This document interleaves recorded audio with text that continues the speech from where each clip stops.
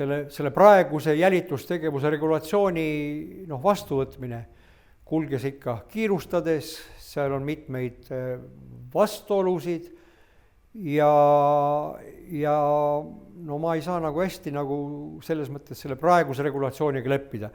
Et ma ei hakkaks siin praegu ehk detailides laskuma, et ma kirjutasin, ma ei mäleta, kas selle aasta 3. või 2. numbris juriidikas ühe pikema jutu selle kohta, sellise pealkirjaga nagu kas oli, et jalutades teeme ära meeskonnaga kevadisel jälitusmaastikul.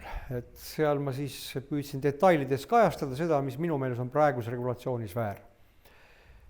Et ma arvan, et tegemist on väga, on ju väga sensitiivse valdkonnaga kogu selle jälituse näol ja kui ma olen üldiselt ka seda meelt, et menetlus peab aus olema, ükskõik kui raske kuriteoga tegemist ei oleks, siis arvan küll, et seda enam peab kõik olema äärmiselt asuuris ka jälitustegevuse puhul.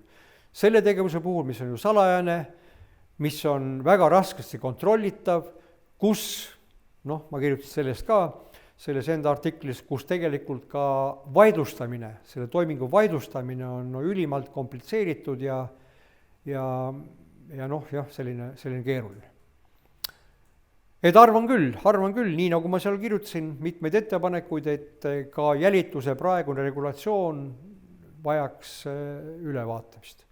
Jah, eriti on häirinud see üks selline väike sättekene seal kusagil 64 lõige 1 prim, kui õigesti mäletan, mille kohaselt on võimalik riigi peaprokuröril tegelikult tuua tõendiks, täiesti tema enda tahtmise kohaselt, tuua tõendiks ka JAS-i alusel, jälitustegevuse seaduse alusel kogutud materjali. Mis probleemid sellega seoses tekivad, see on jälle pikem jutt, aga mulle tundub, et see regulatsioon peaks olema palju täpsem, palju põhjalikum